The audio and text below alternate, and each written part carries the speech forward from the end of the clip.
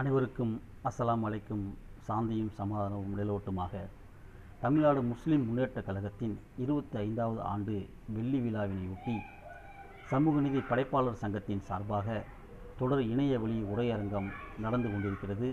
அதனை பல்வேறு தளப்பிலிருந்தும் பார்வையாளர்கள் பார்த்து பாராட்டிய வண்ணம் இருக்கின்றனர். அந்த வகையில் இன்று நாம் காண இருக்கும் ஆளுமை அழகிய பெரியவன். இவர் இலக்கியத்தில் அழகிய பெரியவன். அரவிந்தன் என்ற இயற்பெயர் கொண்ட இவர் வேலூர் மாவட்டம் பேர்ணாம்பட்டு பகுதியை சார்ந்தவர். படிக்கும் காலந்தொட்டிலிருந்தே இவர் கவிதை, கட்டுரை, சிறுகதைகள் எழுதுவதில் வல்லவராக இருந்திருக்கிறார். நிழல் என்ற கையெழுத்து இதழை நடத்தியிருக்கிறார்.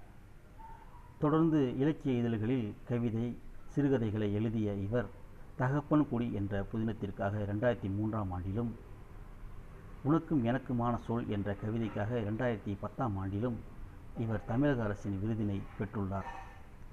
ஏதிலி குருவிகள் என்ற இவருடைய கவிதை சிறந்த கவிதையாக தேர்ந்தெடுக்கப்பட்டு மேல்நிலை கல்வி பாடத்திட்டத்திலே வைக்கப்பட்டுள்ளது. குறடு, கண்காணிக்கும் மரணம் போன்ற சிறுகதைகள் குறும்படமாக எடுக்கப்பட்டு பார்வையாளர்கள் மத்தியில் பாராட்டுகளை பெற்றுள்ளது. திராவிட கழகத்தின் பெரியார் விருது, சுஜாதா உயிர்மை விருது, சிற்பி கவிதை விருது, இந்தியா டுடேவின் எதிர்கால நாயகன் விருது போன்ற விருதுகளை பெற்றுள்ள இவர் பல்வேறு இலக்கிய இதழ்கள் நடத்திய சிறுகதைகள் போட்டிகளில் முதல் பரிசுகளையும் வென்றுள்ளார். இவருடைய படைப்புகள் இன்று வரை எம்ஃபில், பிஹெச்டி மாணவர்களால் ஆய்வு செய்யப்பட்டு பல்வேறு தளங்களில் ஆய்வு செய்யப்பட்டு வருகின்றன. தலித் இலக்கியம் குறித்து கூரான பார்வையை கொண்ட இவர் அதில் தொடர்ந்து படைப்புகளை நிகழ்த்தி வருகிறார். இப்பொழுது நம்மிடையே இலக்கியத்தின் ஊடாக வட தமிழக தலித் இஸ்லாமிய உறவுமுறை என்ற தலைப்பில் உரையாற்ற இருக்கிறார். வாருங்கள் கண்டுகளிப்போம். அன்பார்ந்த தோழர்களுக்கு வணக்கம். தமிழ்நாடு முஸ்லிம் முன்னேற்றக் கழகத்தினுடைய 25ஆம் ஆண்டு நடப்பு நிகழ்ச்சிகளிலே இலக்கியம் குறித்து பேசுவதற்கான ஒரு வாய்ப்பை பெற்றது.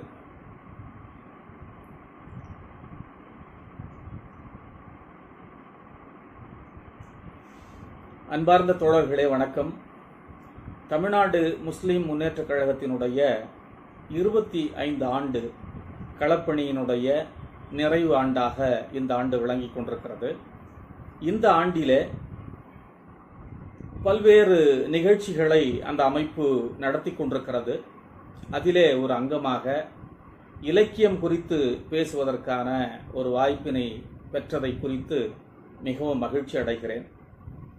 அதிலும் குறிப்பாக வட தமிழகத்திலே தலித் மக்களுக்கும் இஸ்லாமியர்களுக்கும் இருக்கக்கூடிய உறவை இன்றைய தமிழ் இலக்கியங்கள் எப்படி சித்தரித்து இருக்கின்றன என்பதை குறித்து பேசுவதிலே எனக்கு மிகவும் மகிழ்ச்சி. நண்பர்களே, நான் இருப்பது வட தமிழகத்தில் வேலூர் மாவட்டத்திலே பேர்ணாம்பட்டிலே இருக்கிறேன். எங்களுடைய ஊரிலே இஸ்லாமிய பெருமக்கள் மிகவும் அதிகம். எங்களுடைய ஊரில் மட்டுமல்லாமல் பக்கத்திலே இருக்கக்கூடிய ஆம்பூரிலே, வாணியம்பாடியிலே, வேலூரிலே, மேல்விசாரம், ஆற்காடு, ராணிப்பேட்டை, இப்படி இந்த பகுதி முழுக்கவே இஸ்லாமியர்கள் நிறைந்திருக்கிறார்கள். இஸ்லாமிய பெருமக்களும் தலித் பெருமக்களும் இணைந்திருக்கிற அதிகமாக இருக்கக்கூடிய ஒரு பகுதி என்று சொன்னால் அதை வட தமிழகம் என்று சொல்லலாம். குறிப்பாக வட தமிழகம் என்றால் என்ன, எந்த பகுதிகள் வட தமிழகத்தில் வருகின்றன என்று பார்த்தால் ஒரு 10 மாவட்டங்கள் அதிலே வருகின்றன. சென்னை, கடலூர், காஞ்சிபுரம், திருவள்ளூர், திருவண்ணாமலை, வேலூர், விழுப்புரம், கள்ளக்குறிச்சி, திருப்பத்தூர், ராணிப்பேட்டை, இந்த 10 மாவட்டங்களிலே இஸ்லாமியர்கள் கணிசமான அளவிலே இருக்கிறதை நம்மால் பார்க்க முடிகிறது. அதிலும் குறிப்பாக ஒரு புள்ளிவிவரம் நமக்கு இங்கே தெரிவிப்பது என்னவென்றால், தமிழகத்திலே இஸ்லாமிய பெருமக்கள் அதிகமாக இருக்கக்கூடிய மாவட்டம் ராமநாதபுரம் மாவட்டம். 15.37 விழுக்காடு அவர்கள் இருக்கிறார்கள் அந்த மாவட்டத்திலே. அதற்கடுத்து பார்த்தால் சென்னையிலே 9.45 விழுக்காடு இருக்கிறார்கள். அதற்கு அடுத்து பார்த்தால் வேலூர் மாவட்டத்திலே, ஒருங்கிணைந்த வேலூர் மாவட்டத்திலே, இன்றைக்கு அது ராணிப்பேட்டை, திருப்பத்தூர் என்று பிரிக்கப்பட்டிருக்கிறது. ஒருங்கிணைந்த வேலூர் மாவட்டத்திலே 10.54 விழுக்காடு இஸ்லாமிய பெருமக்கள் இருக்கிறார்கள். அது மட்டுமின்றி வட தமிழகத்திற்கு வேறு சில சிறப்புகளுமே உண்டு. தென்னிந்தியாவினுடைய முதல் இஸ்லாமிய அரசர் என்று அறியப்படக்கூடிய ஆற்காடு நவாப் சாதத்துல்லா கான் வட தமிழகத்திலே இருக்கக்கூடிய ஆற்காட்டை தலைநகராக கொண்டுதான் அவர் ஆட்சி புரிந்தார். அதிலே எங்கள் பகுதியிலே இருக்கக்கூடிய சாத்கர், எங்கள் ஊருக்கு வெகு அருகாமையிலே இருக்கக்கூடிய ஒரு கிராமம் அது. அந்த கிராமத்தை தலைநகராக கொண்டு அன்றைக்கு ஒரு தாலுகாவும் இருந்திருக்கிறது என்று நமக்கு வரலாற்று செய்திகள் சொல்லுகின்றன. மிக குறிப்பாக வரலாற்று செய்திகளை இங்கே பதிவு செய்ய வேண்டும் என்று சொன்னால், ஆம்பூர், வாணியம்பாடி, கடாம்பூர், பேரணாம்பட்டு இந்த பகுதிகள் போர் நடந்த பகுதிகளாக இருந்திருக்கின்றன. ஹைதர் அலி, திப்பு சுல்தான் இவர்கள் தங்களுடைய படைகளை இந்த பகுதியிலே நடத்தி வந்திருக்கிறார்கள். எங்கள் பேரணாம்பட்டு பகுதியிலே ஜான் ரூஸ் என்று ஒரு மலை இருக்கிறது, சாத்கர் மலை. அந்த மலையிலே கோட்டை இருக்கிறது, கண்காணிப்பு கோபுரம் இருக்கிறது, உலைக்களம் இருக்கிறது. இஸ்லாமை பரப்ப வந்த அந்த இறை பணியாளர்கள் இறந்து போன அந்த சமாதிகளும் இருக்கின்றன. எங்கள் பகுதியிலே இஸ்லாமை பரப்ப வந்த இறை பணியாளர்கள் இறந்த சமாதிகள் நிறைய உண்டு. மலை மேலும் இருக்கிறது, கீழேயும் இருக்கிறது. அந்த சமாதிகள் மேலெல்லாம் இன்றைக்கு வழிபாட்டு தலங்களை கட்டியிருக்கிறார்கள்.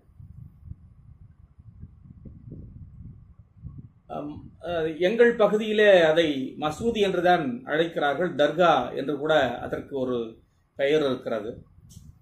அப்படி ஒரு மத வழிபாட்டு தலங்கள் நிறைந்த ஒரு பகுதி என்று சொன்னால் எங்கள் பகுதியை சொல்லலாம். இன்னொன்று, அவுரங்கசீப்பினுடைய நிதி உதவியினாலே கட்டப்பட்ட ஒரு பழைய மசூதி ஒன்றும் கூட எங்கள் பகுதியிலே இருக்கிறது. இப்படி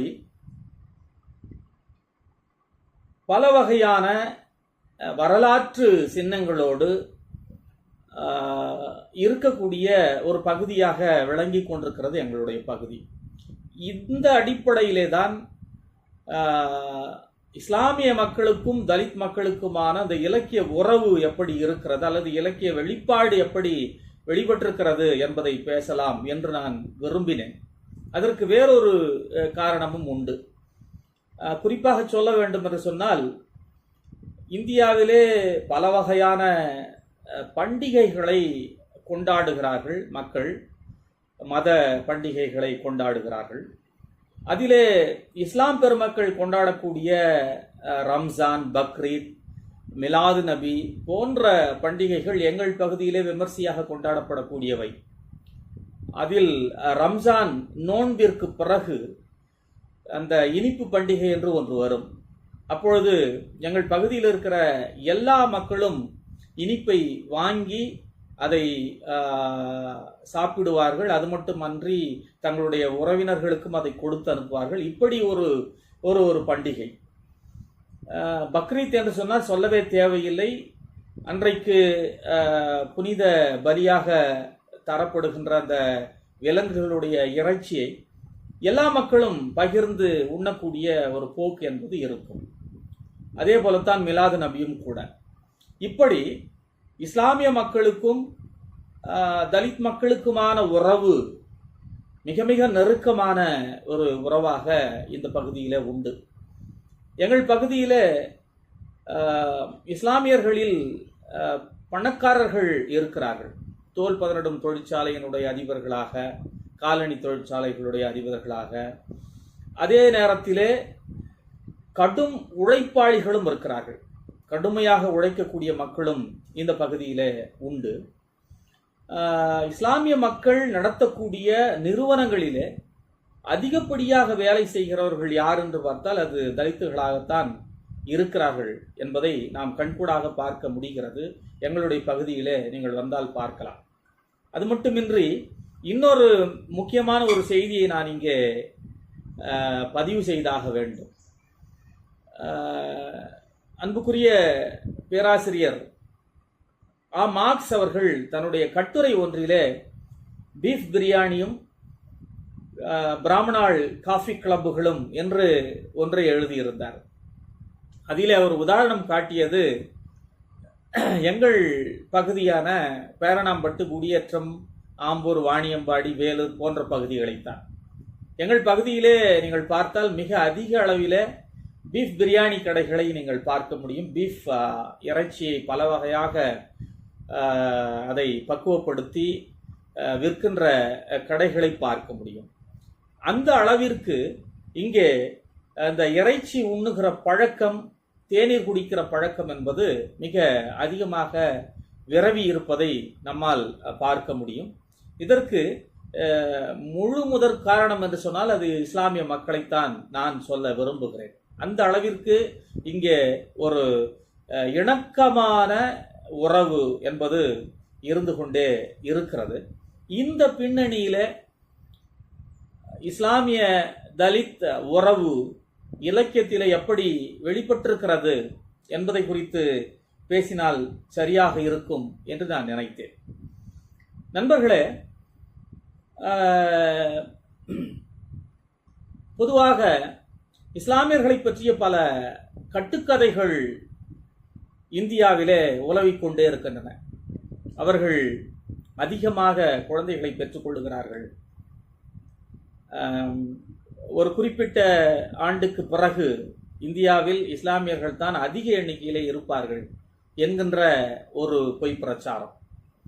இன்னொரு பொய் பிரச்சாரம், அவர்கள் கல்வியிலே மிகவும் பின்தங்கி இருக்கிறார்கள் அல்லது கல்விக்கு அவர்கள் எந்த கவனத்தையும் செலுத்துவதே கிடையாது, அவர்கள் கற்றுத்தருவது மத கல்வியை மட்டும்தான் என்ற இன்னொரு பொய் பிரச்சாரம்.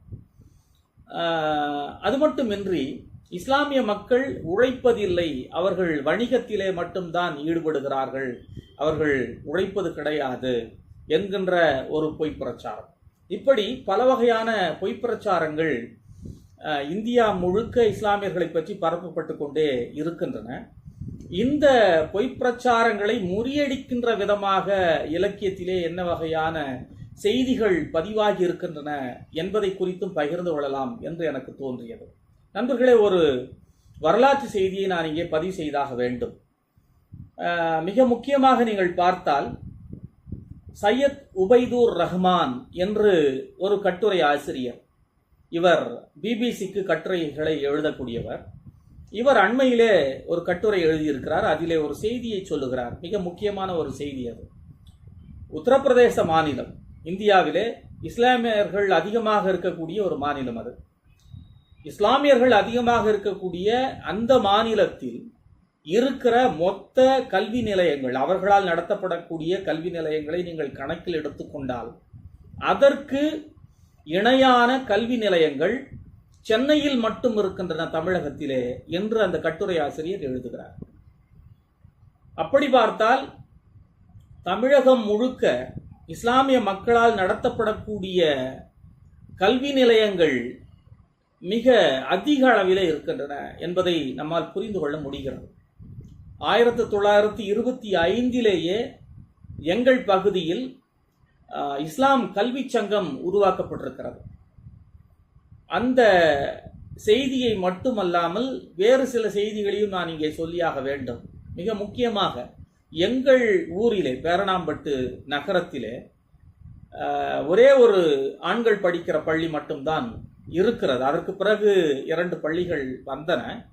ஆனால் இந்த பள்ளியானது மிக பழமையான ஒரு பள்ளி, 30களிலே தொடங்கப்பட்ட ஒரு பள்ளி. அது இந்த பள்ளியில்தான் பேரணாம்பட்டிலே இருக்கக்கூடிய அத்தனை ஆண்களும் படித்து உருவாகிறார்கள் என்கின்ற ஒரு உண்மையை நான் இங்கே சொல்லியாக வேண்டும்.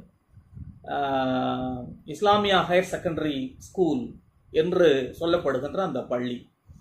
அந்த பள்ளியை கட்டி கொடுத்த வள்ளல் அவர் பேரணாம்பட்டியிலே ஒரு பெரிய வள்ளல், தோல் பதனிடும் தொழிற்சாலையை வைத்து கொண்டிருந்தவர். அது மட்டுமின்றி அவர் பேரணாம்பட்டை சுற்றி இருக்கக்கூடிய பல கிராமங்களிலே தொடக்க பள்ளிகளையும் நடுநிலை பள்ளிகளையும் அவர் கட்டி தந்திருக்கிறார், உருவாக்கி தந்திருக்கிறார். நிறைய பள்ளி வாசல்களை அவர் கட்டியிருக்கிறார். அந்த அளவிற்கு ஒரு பெரிய ஒரு வள்ளலாக விளங்கிய ஒரு பெருமகனார் அவர். அவர் உருவாக்கிய அந்த பள்ளியில்தான் இந்த பகுதியில் இருக்கக்கூடிய ஆண்கள் நிறைய பேர் படித்து உருவாகி இருக்கிறார்கள் என்கின்ற ஒரு உண்மையை இங்கே பதிவு செய்தாக வேண்டும். அப்படி பார்த்தால் விஷாரம், ஆம்பூர், வாணியம்பாடி, பேரணாம்பட்டு இந்த பகுதிகளிலே இஸ்லாமியர்களால் நடத்தப்படக்கூடிய கல்வி, அவர்கள் கல்வி நிலையங்களால் நடத்தப்படக்கூடிய கல்லூரிகள் இருக்கின்றன. மிக முக்கியமான ஒரு செய்தி இது. 4 கல்லூரிகள் இந்த ஒரே ஒரு மாவட்டத்திலேயே. அது மட்டுமின்றி ஆற்காடு, விஷாரம், வேலூர், வாணியம்பாடி, ஆம்பூர், பேரணாம்பட்டு இந்த பகுதிகளிலே பள்ளிகள் இருக்கின்றன, பள்ளிக்கூடங்கள் இருக்கின்றன. உயர்நிலை பள்ளிகள், மேல்நிலை பள்ளிகள் இருக்கின்றன. இந்த ஒரு மாவட்டத்தில் மட்டுமே இத்தனை கல்வி நிலையங்களை நம்மால் பார்க்க முடிகிறது. இன்னொரு செய்தியை நான் இங்கே பதிவு செய்தாக வேண்டும். சென்னையில் தொடங்கப்பட்ட ஒரு பள்ளி, மிக பழைய மூத்த பள்ளி என்று சொல்லுகிறார்கள். அந்த பள்ளிக்கூடம் ஒரு இஸ்லாமியரால் தொடங்கப்பட்டது. மௌலானா சாஹிப் அப்துல் வஹாப் என்பவரால் தொடங்கப்பட்ட ஒரு பள்ளிக்கூடம் அது. சென்னையில் தொடங்கியதற்கு பிறகு அவர் வேலூரிலும் தொடங்குகிறார். 1884 வேலூரிலே அவரால் தொடங்கப்பட்ட அந்த பள்ளி இன்றைக்கும் செயல்பட்டு கொண்டிருக்கிறது. இப்படி இஸ்லாமிய பெருமக்கள் கல்வி ரீதியாக தங்களை கவனம் செலுத்தி கொள்ளக்கூடிய, அதிலே மற்றவர்களுக்கு சேவையாற்றக்கூடிய ஒரு பாங்கினை பெற்றிருக்கக்கூடியவர்களாக இருக்கிறார்கள் என்கின்ற உண்மையை இங்கே நான் பதிவு செய்ய விரும்புகிறேன். பொய் பிரச்சாரங்களுக்கு இடையிலே கள யதார்த்தங்களாக இப்படியான உண்மைகள் எப்பொழுதுமே நமக்கு ஒரு விளக்குகளாக, கைவிளக்குகளாக விளங்கி கொண்டு இருக்கின்றன என்கின்ற ஒரு செய்தியை நாம் இங்கே புரிந்து கொள்ள வேண்டியதாக இருக்கிறது. அன்புக்குரிய நண்பர்களே, இப்படியான ஒரு கல்வி சேவை மட்டுமன்றி தமிழ் சார்ந்த இலக்கிய உலகத்திலே இஸ்லாமியர்களுடைய பங்களிப்பு என்பது மிகவும் அதிகம். மிக முக்கியமாக ஒரு செய்தியை நான் இங்கே சொல்ல வேண்டும். எனக்கு ஒவ்வொரு முறையும் வைக்கம் முகமது பஷீர் அவர்களை படிக்கின்ற போதோ அல்லது சதத் ஹசன் மன்டோ அவர்களை படிக்கின்ற போதோ ஒரு ஏக்கம் உருவாகும். தமிழ்நாட்டிலே மிக உலகின் மூத்த மொழியான செம்மொழியான தமிழை தாய்மொழியாக பேசிக் கொண்டிருக்கக்கூடிய இஸ்லாமிய பெருமக்களுடைய வழியிலே ஏன் மாபெரும் இலக்கிய கர்த்தாக்கள் இங்கே உருவாகவில்லை என்று சொல்லி, முற்றிலும் உருவாகவில்லை என்று நாம் சொல்லிவிட முடியாது. மிக அற்புதமான இலக்கிய கர்த்தாக்கள் இஸ்லாமிய மக்கள் திரளிலிருந்து உருவாகி இருக்கிறார்கள் என்பதை நம்மால் இங்கே குறிப்பிட்டு சொல்ல முடியும். ஆனால் பஷீரை போல, மன்டோவை போல இங்கே பெரும் படைப்பாளிகளாக ஒரு உலகம் தழுவிய ஒரு பார்வை ஈர்க்கக்கூடிய படைப்பாளிகள் என்று உருவாகவில்லை என்கின்ற ஒரு செய்தியையும் நான் இங்கு சேர்த்து பதிவு செய்ய விரும்புகிறேன். நண்பர்களே, உமறு புலவர் நாம் எல்லோரும் அறிந்தவர், சீரா புராணத்தை எழுதியவர், வள்ளல் சீதக்காதியினுடைய உதவியினால் வாழ்ந்தவர். முஹைதீன் புராணம், நாயகர் புராணம் என்றெல்லாம் பிறகு எழுதப்பட்டது. குணங்குடி மஸ்தான் சாஹிபு, குலாம் காதிர் நாவலர், சித்தி லெவை மரைக்காயர், இவரை பற்றி மிக முக்கியமாக இங்கே குறிப்பிட வேண்டியதாக இருக்கிறது. இவர் எழுதிய அசன்பே சரித்திரம் தமிழின் முதலில் எழுதப்பட்ட நாவல்களில் அதுவும் ஒன்று. இலங்கையில் எழுதப்பட்ட முதல் நாவல் அசன்பே சரித்திரம்தான் என்று இலக்கிய வரலாற்று ஆசிரியர்கள் சொல்லுகிறார்கள். அந்த அளவிலே இஸ்லாமிய மக்களுடைய அந்த இலக்கிய தாகம் செயல்பாடு என்பது எப்பொழுதும் இருந்து கொண்டேதான் இருந்திருக்கிறது. மிக குறிப்பாக பெண்களும் அதிலே ஈடுபட்டிருக்கிறார்கள் என்கின்ற ஒரு செய்தி நமக்கு ஆச்சரியமாக இருக்கிறது. சித்தி ஜுனைதா பேகம் என்கின்ற ஒரு பெண் இஸ்லாமிய எழுத்தாளர் நாகூரிலே இருந்திருக்கிறார். அவருடைய மகன் வழி பெயரன் என்று நான் நினைக்கிறேன் நாகூர் ரூமி அவர்கள் இன்றைக்கு வட தமிழகத்திலே எங்கள் பகுதியிலே ஆம்பூரிலே வசித்து கொண்டிருக்கிறார். அவர் தமிழகம் அறிந்த ஒரு அற்புதமான ஒரு எழுத்தாளராக இன்றைக்கு விளங்கி கொண்டிருக்கிறார். சித்தி ஜுனைதா பேகம் அவர்கள் எழுதிய நூலுக்கு முன்னுரை கொடுத்தவர் யார் என்று சொன்னால் வியப்பாக இருக்கும். நாமெல்லாம் அன்போடு தமிழ் தாத்தா என்று அழைக்கக்கூடிய தமிழினுடைய மிக முக்கியமான இலக்கிய நூல்களை ஓலைச்சுவடியிலே இருந்து பெற்று பதிப்பித்து தமிழின் வளத்தை பெருக்கிய உவே சுவாமிநாத ஐயர் அவர்தான் சித்தி ஜுனைதா பேகம் அவர்களுடைய நூலுக்கு முன்னுரை அளித்திருக்கிறார் என்கின்ற ஒரு செய்தியை நாம் நினைத்து பார்க்கிற போது எந்த அளவிற்கு இலக்கியத்திலே இஸ்லாமிய பெருமக்கள் தங்களுடைய பங்களிப்பை செலுத்தி இருக்கிறார்கள் என்கின்ற செய்தியை, ஒரு உண்மையை நம்மால் புரிந்து கொள்ள முடிகிறது. இன்றைக்கு நிறைய நவீன எழுத்தாளர்கள் இஸ்லாமிய சமூகத்திலே இருந்து உருவாகி நிலை பெற்று அவர்கள் கால் பதித்திருக்கிறார்கள், தடம் பதித்திருக்கிறார்கள். மிக அற்புதமான படைப்புகளை வழங்கியிருக்கிறார்கள்.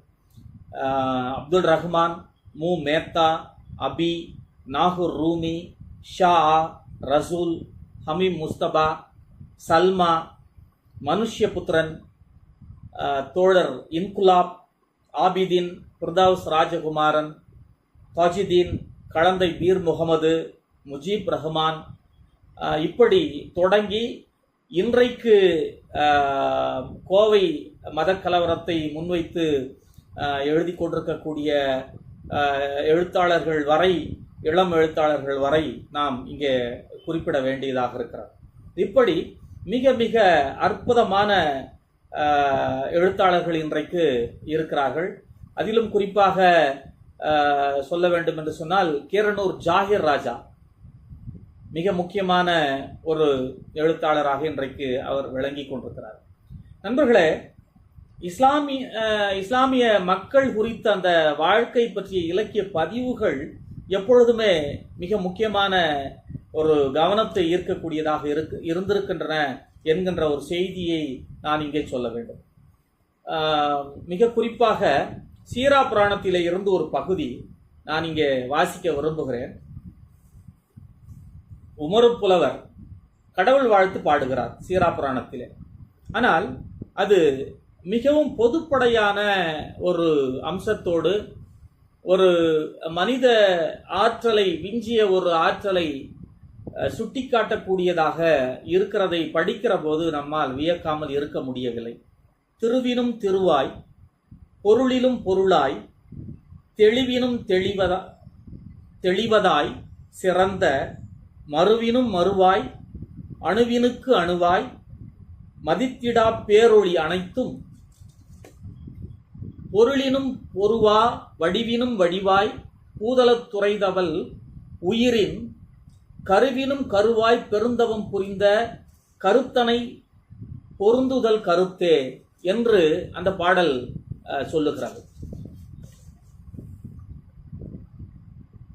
திருவினும் திருவாய், பொருளிலும் பொருளாய், தெளிவினும் தெளிவதாய் சிறந்த, மறுவினும் மறுவாய், அணுவினுக்கு அணுவாய், மதித்திடா பேரொளி அனைத்தும், பொருளினும் பொருவா, வடிவினும் வடிவாய், பூதலத் துறைந்த பல் உயிரின் கருவினும் கருவாய், பெருந்தவம் புரிந்த கருத்தனை பொருந்துதல் கருத்தே என்று உமரு புலவர் அந்த சீரா புராணத்தினுடைய கடவுள் வாழ்த்திலே பாடுகிறார். இப்படி ஒரு அநாசயமான, ஒரு அபரிவிதமான ஒரு கவியாற்றலை கொண்டவராக உமர் புலவர் விளங்கி இருக்கிறார் என்பதை நம்மால் இந்த கவிதையில இருந்து புரிந்து கொள்ள முடிகிறது. இப்படி அவர்கள் பல கவிதைகளை, இலக்கியங்களை படைத்திருக்கிறார்கள். குறிப்பாக ரஹ்மான் அவர்களுடைய கவிதைகள் எனக்கு மிகவும் பிடிக்கும். அவர் ஜூனியர் விகடனிலே எழுதிய நிறைய கவிதைகள், அதில் எனக்கு ரொம்பவும் பிடித்தமான ஒரு கவிதை அவருடைய அந்த பால் வீதி என்கின்ற ஒரு தொகுப்பிலே இருக்கக்கூடிய ஒரு கவிதை. வேலிக்கு வெளியே தலையை நீட்டிய என் கிளைகளை வெட்டிய தோட்டக்காரனை, வேலிக்கு அடியில் நழுவும் என் வேர்களை என்ன செய்வாய் என்று அந்த கவிதை கேட்கிறது. இது ரஹ்மான் அவர்களால் எழுதப்பட்ட ஒரு கவிதை. எவ்வளவு நுட்பமாக சொல்லுகிறார். இதை இந்த காலத்திற்கு ஏற்ப பொருத்தி கொண்டு நாம் அர்த்தப்படுத்திக் கொள்ள முடியும் என்று நான் நினைக்கின்றேன்.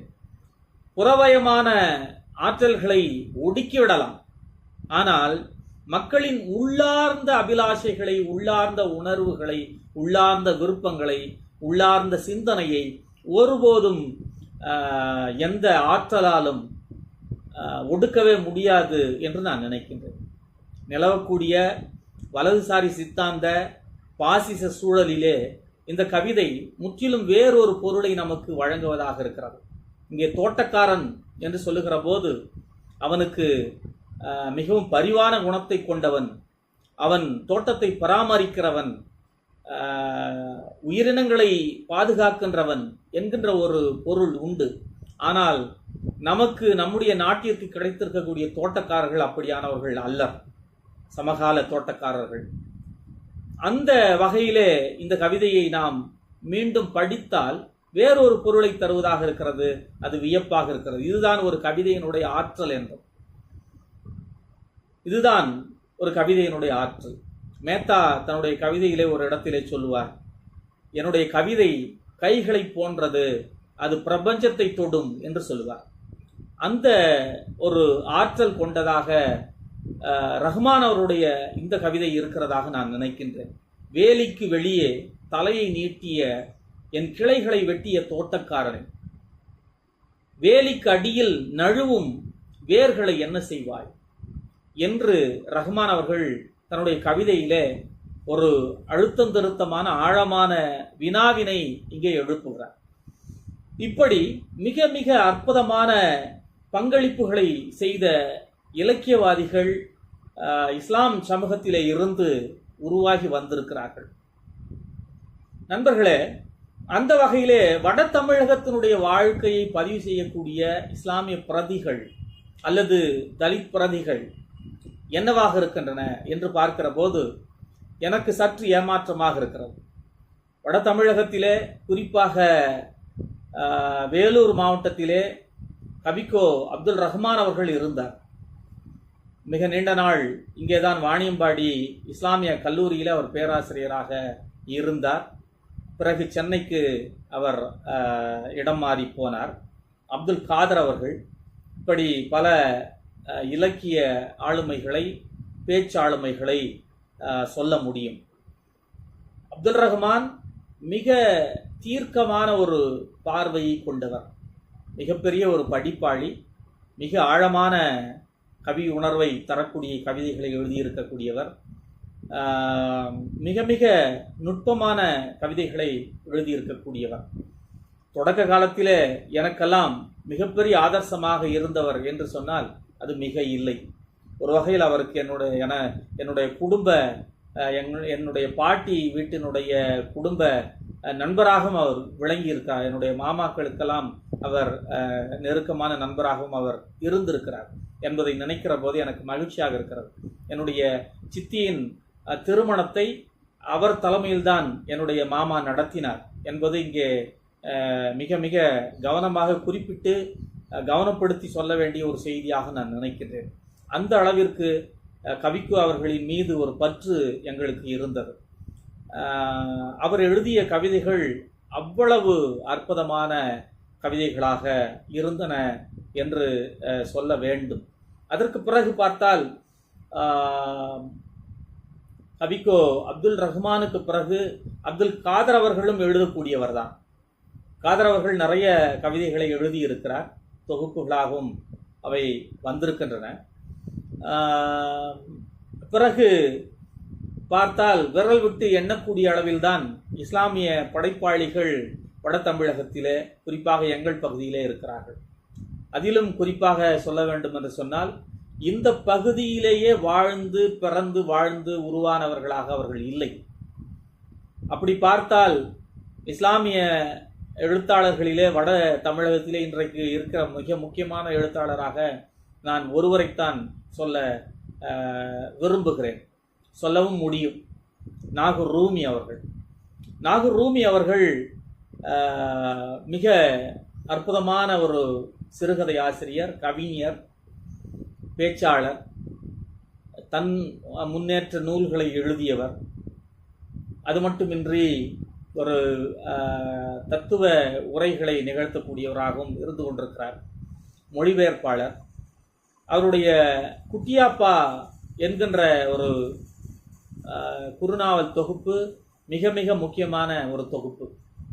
ஒரு இஸ்லாமிய பெருமகனார் இறந்து போகிறார்.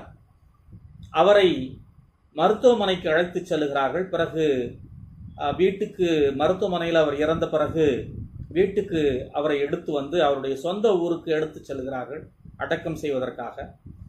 இந்த சம்பவங்களை அவர் மையமாக வைத்து அந்த குறுநாவலை எழுதியிருக்கிறார். எழுத்தாளர் அசோகமித்திரன் அவர்கள் இந்த குறுநாவலை பற்றி சொல்லுகிற போது, தமிழின் சாதனை கதைகளில் இந்த கதை இடம்பெறும் என்று சொல்லுகிறார்.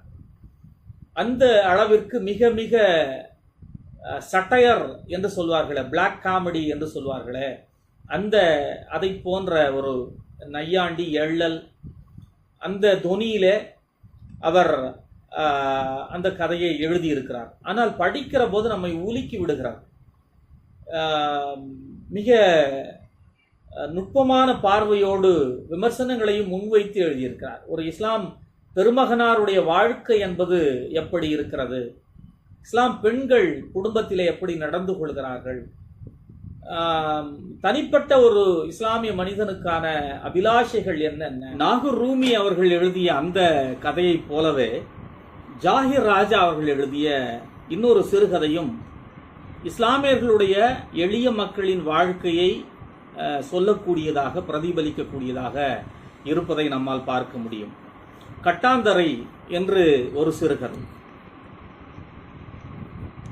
அந்த கதையிலே நாதர் ஷா ஒரு மீன் விற்கக்கூடிய இஸ்லாமியர்.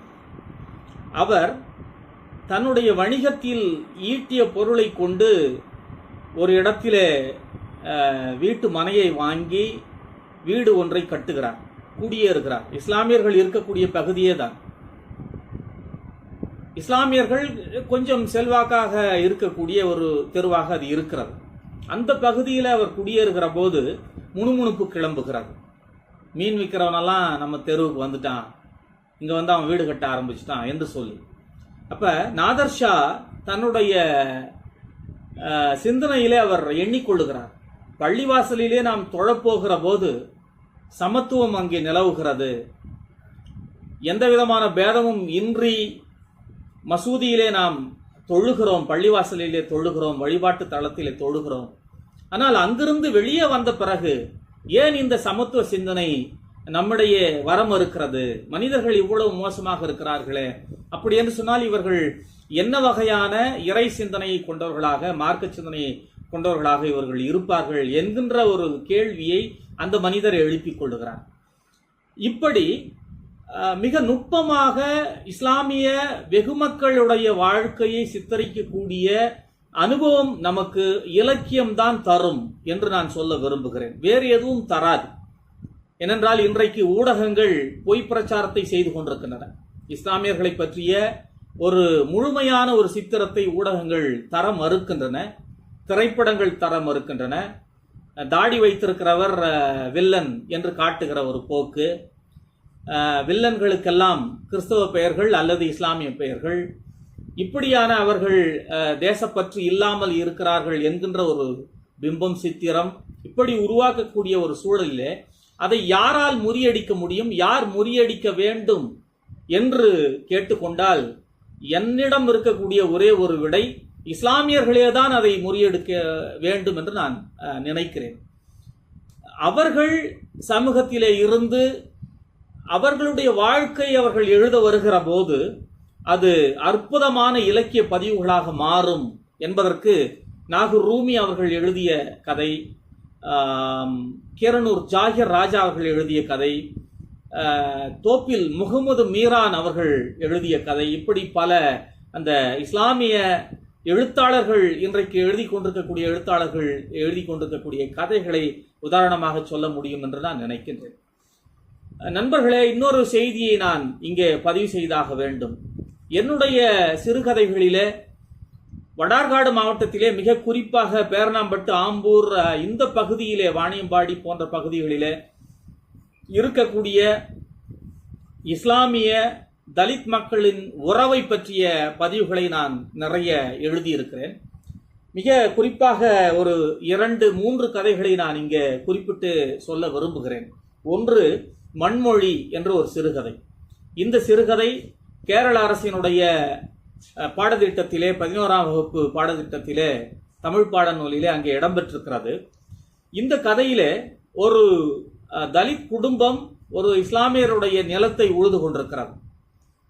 அவர்கள் நீண்ட வருடமாக உழுகிறார்கள். ஒரு கட்டத்திலே அந்த இஸ்லாம் பெருமகனாருக்கு வயது முதிர்ந்த பிறகு அவருடைய மகன் அந்த இடத்திலே ஒரு ஒரு தோல் பதனிடும் தொழிற்சாலை போன்ற ஒரு தொழிற்சாலையை அவர் நிறுவ விரும்புகிறார். எனவே அவர் அங்கிருந்து அந்த உழுது கொண்டிருந்த குடும்பத்தை அவர்கள் பேசி அனுப்பிவிட்டு அவர்கள் அந்த வேலையை செய்ய விரும்புகிறார்கள். அந்த வெள்ளையன் என்று சொல்லக்கூடிய அந்த நபர்தான் அந்த நிலத்தை உழுது கொண்டிருக்கக்கூடியவர். அவருக்கும் அந்த இஸ்லாமியருக்கும் இருக்கக்கூடிய உறவு எப்படி இருக்கிறது என்பதைத்தான் இந்த கதை சொல்கிறது. அந்த அளவிற்கு ஒரு முதலாளி தொழிலாளி என்கின்ற ஒரு பேதம் இல்லாமல் அவர்கள் இயல்பாக பழகக்கூடிய அளவிற்கு அந்த பிம்பம் அந்த கதையிலே பதிவு செய்யப்பட்டிருக்கிறது.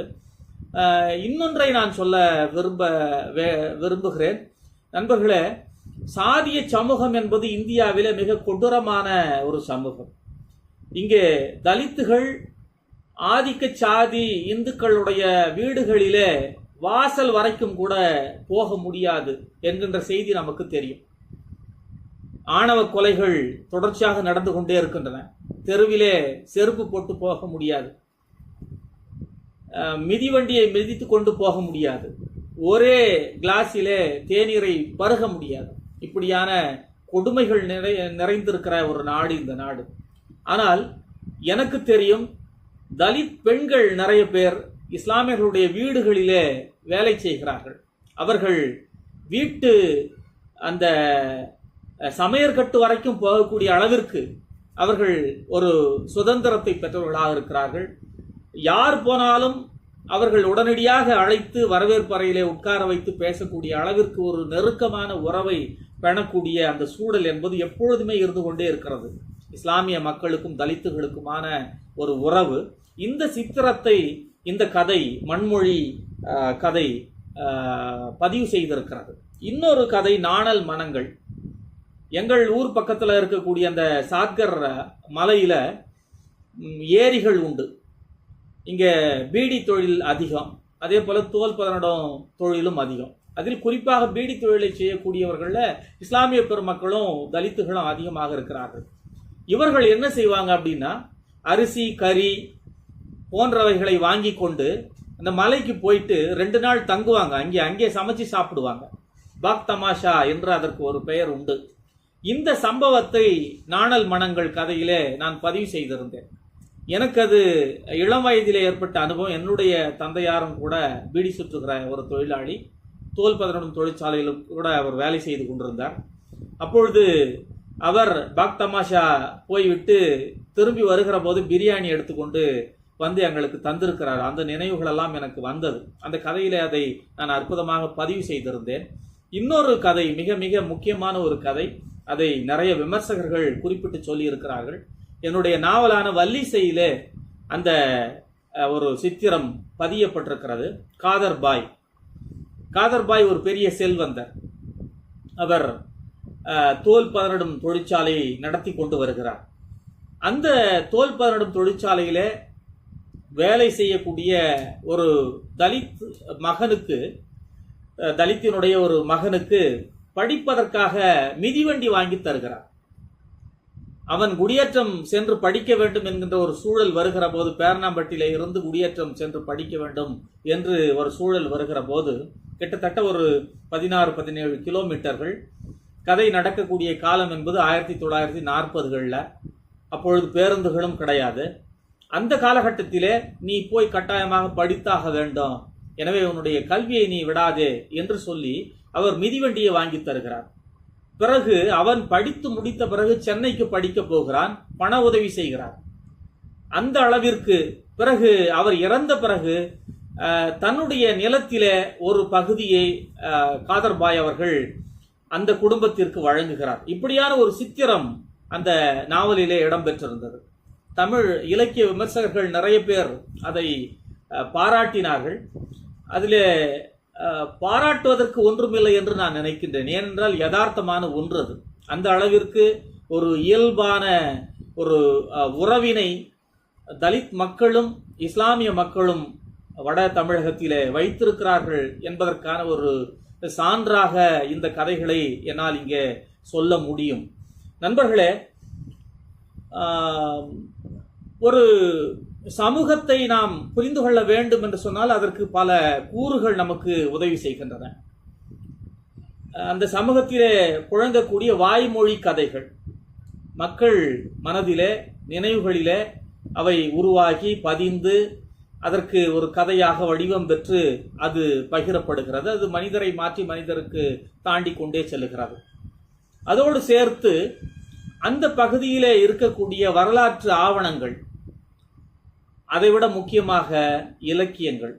இலக்கியங்கள் தான் நமக்கு மனிதனுடைய அபிலாஷைகளை, அவனுடைய உண்மையான வாழ்க்கை நிலையை, அவனுடைய உணர்வை, அவர்களுடைய அந்த காலகட்டத்திலே இருந்த மனிதர்களுக்கு இடையிலே இருந்த உறவை, இப்படி பல நுட்பமான செய்திகளை நமக்கு சொல்வதாக இருக்கின்றன.